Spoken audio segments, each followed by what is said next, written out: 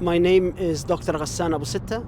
I've just returned from Germany, where I had been prevented from entering the country for attending a conference in Germany to give evidence on the war in Gaza and my witness statement as a doctor working in its hospitals. So this morning at 10 o'clock I landed in Berlin to attend a conference on Palestine, where I had been asked, along with many others in the UK, in the United States and in Europe, to give my evidence of the 43 days that I had seen in the hospitals in Gaza, working in both Shifa and Al-Ahli hospital. Upon arrival, I was stopped at the passport office.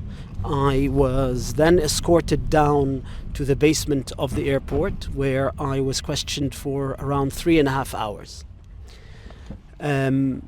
At the end of 3.5 hours, I was told that I will not be allowed to enter German soil, that this ban will last the whole of April, and not just that if I were to try to link up by Zoom or FaceTime with the conference, even if I was outside Germany, or I were to send a video of my lecture to the conference in Berlin, then that would constitute a breach of German law, and that I would endanger myself to having a fine or even up to a year of prison.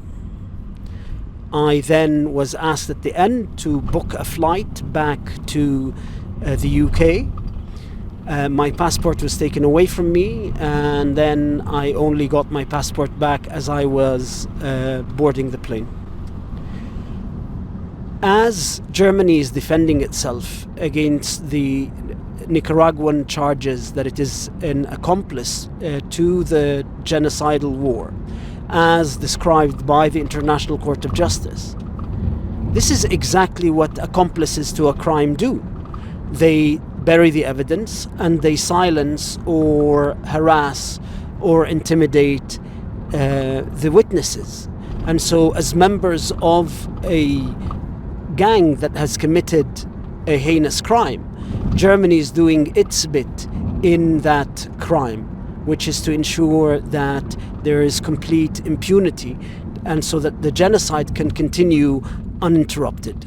So the Jewish intellectual Hannah Arendt, in the first lecture that she gave in Germany in 1958 after the Second World War, she said, "We humanize what is going on in the world and in ourselves by speaking of it.